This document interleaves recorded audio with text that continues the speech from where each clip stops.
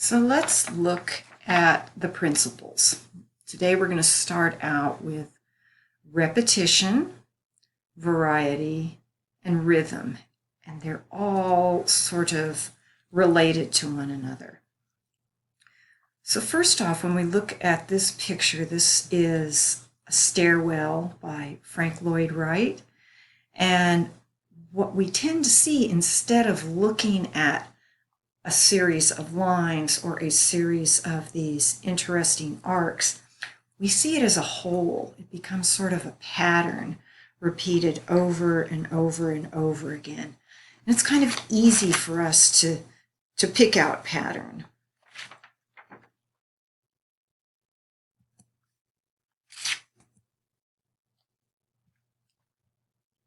Or not. So here is another Frank Lloyd Wright building. This is the inside you've seen before of the Guggenheim Museum. And you see a series of diminishing shape, diminishing sized ovals with this a sort of a truncated oval in part of it. Then up above, we catch the pattern of this sort of rosette window up at the top.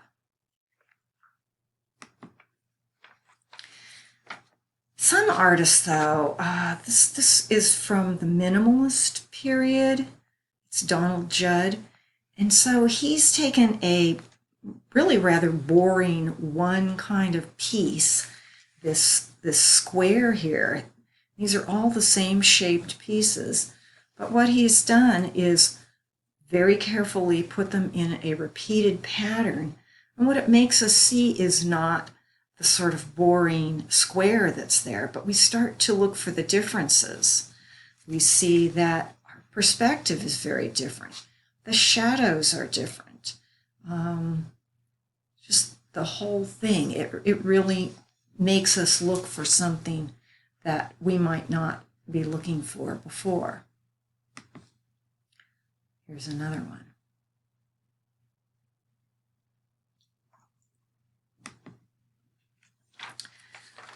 This architect made something in Montreal called Habitat. And this is a series of 70-ton rectangular modules, but they're all assembled in different ways. There are 354 units, which actually make up 158 homes in here. So they're all kind of piled and nestled together in different ways, and only after sitting and looking at it for a while do you kind of figure out how these pieces go together. It becomes very intriguing. It really involves the viewer, you, a lot more.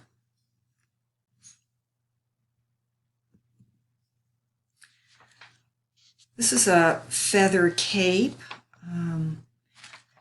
All made from, looks like some kind of fancy black rooster to me, but I'm not sure, some sort of iridescent feather. And we grasp immediately that it is a group of feathers, and we get it. It's repeated, that repeated shape over and over again. But then what happens is the light hits these all at different ways. We start to see the individual character of the way each one falls.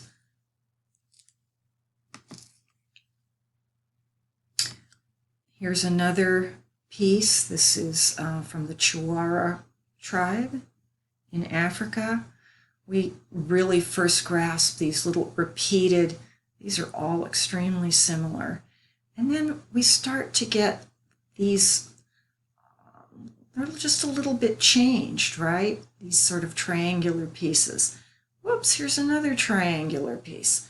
The way that the artists are starting to take these patterns and kind of morphing them a little bit. Until we get over here into full-blown variety. And that's using similar design features again and again as in repetition, but it's not as easy. This one we have to kind of look for the similarities. And if you look at this long enough, first you think, what a jumble of stuff. This is Eva Hess, who's a very experimental young woman artist. And so what do we see in here that holds this piece together, if it does at all? Well, we see a lot of things that are hung with strings, a lot of drooping things that are sagging. We've got these repeated net forms with heavy weights in them, circular pieces, tubing. Anyway, you can go on, and what we as humans are trying to do is to make order out of chaos. So by looking at this after a while, we start to fit these various pieces together and find our own patterns. Here's another person who was good at this. This is Robert Rauschenberg, the painter who also did some wonderful sculpture. And you look at this and kind of think, well, this holds together, but how? There's really nothing there that is particularly similar, except that they're all found objects. And then we start to kind of see that there's this theme of circular motion. We've got this big circle here in the middle, and then there's this, looks like it's the hub of a bicycle over here, this kind of half arc. These tubes here with their circular patterns going round and round. We've got little perforated areas, interiors, exteriors, the whole thing. And to me also all of this feel of this aged, patinaed metal pieces. So our mind really fits them together in a way that feels good for us. Here's another feather cape. Now we're starting to look at some of the nuances of how artists put together this whole idea of repetition and variety. So we've got these repeated triangles up here in the top of this feathered cape. But here's more feathers down here, right? So feathers and feathers. We've got kind of a scoops going like this. We see these little fringed edges, and we pick up on the fringed edges over here. These, in a way, are their own kind of triangular forms. So we kind of make the thing make sense. The last thing we've looked at, repetition and variety. Let's look at the concept of rhythm, which is sort of made up of, well, kind of like both of those things stuck together. So some of the rhythm that we have is kind of a real regular beat that we see from these statues on Easter Island. You can kind of go bum, bum, bum, bum, even though they are pretty much the same, not exactly. There's a little repetition, but slight variety. But you also have set up this rhythm that starts to get sort of a musical theme going. Here's another one. This one gets a little more complicated. This is a Frederick Remington bronze called Coming Through the Rye. And so, all right, you get the hoof beats, the ups and the downs and the trotting. These guys' arms with their guns are flailing around overhead, their bodies. So it really sets up a real rhythm in fours or in sixteenths down here, but it starts to become a musical visual piece. Then you get something like this, Bill Max's Endless Ribbon from a Ring. It's just a continual movement, just a continual sway, right? So it's a whole different sort of tune here. also sets up a type of rhythm with connected, repetitive parts. This is kind of really in your face, this bop, bop, bop, bop, bop, this whole rhythm set up of very even beats. But on top of that, then you've got this other circular motion thing going like the previous one we just saw.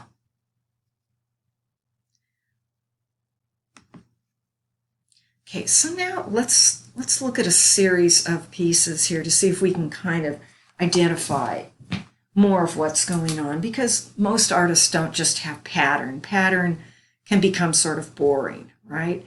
And if it's just variety, maybe it's just too chaotic for us to put together, and we don't really want to look at it. So here we've got a very fancy diamond necklace. We've got these swoops here. We've got square diamonds, and we've got rectangular diamonds set up in these patterns. We've got round diamonds, and then we've got teardrop shaped diamonds, and they go from small to larger and then smaller again. And so you're setting up this really beautiful rhythm, besides the fact that they're all faceted and giving off reflection of light. But my favorite part of this is this little curlicue at the end, where they're kind of playing games with us. They've set up this very regular pattern. But up here on the side, up here by the clavicle area, you've got this wonderful sweep that really sets it off. Okay, Frank Gehry, a very well-known and admired contemporary architect. This is the Disney Concert Hall that's down in Los Angeles. So what's he doing here? He's got these crazy arced planes going on here against the sky, which is so brilliant, that catches the light in different areas, that makes some areas bright highlights and reflective, and some are even getting into almost shadows here. Big planes made up of lots of little panels welded together. But let's take a look here a little bit more closely. So we've got these arced planes, most of them sort of facing in one direction. But then you realize that here's the back of one of those arcs, and oh, we can see another one over here, and here's another one, concave and convex. Some of them loop a little bit more. Some of them are a little more formally geometric at the same time. And then peeking out here and over here, we've got other kind of gridded window areas. There's another little gridded area. So it makes it really fascinating to come upon this piece that looks like, a crazy batch of silver paper in a windstorm that kind of is just suspended in air, and makes sense of how it's, these wonderful waving pieces of metal leading us up these stairs into this building. Must be pretty grand. Here's another one we've seen before, a little bit more complete picture of what we saw. Okay, the first part that looks so much like a repeated pattern are these kind of upside down tiered cake areas, which are really set off by these shadows in here. And we pick up the shadows over there, and this dark shadowy look over here, more shadows in here, the shadows underneath. This arc that picks up these arcs, this circular piece duplicating this over here. We've got this block up on the top. We've got this block over here. And then remember, this is the new part of the building over here, where this architect took elements of this, simplified it down over here to this gridded pattern here, grids in here. And so it all kind of makes sense. This whole symphony of repetition and variety and small rhythms here and there. Okay, let's look again at another Robert Rauschenberg piece, more found objects. That's the first thing that holds it together. Besides them being connected, I mean, that's the first thing that you would go, well, this is meant to be together, because in fact, it is this kind of scrunched and rumpled pieces of metal, a garage door. Here's another piece that is all crushed that is on there, this sort of ribbon piece that picks up on more ribbon areas and bands and smaller elongated parts. Over here we've got one side of, looks like some cymbals from a drum set, and here's the other piece over here.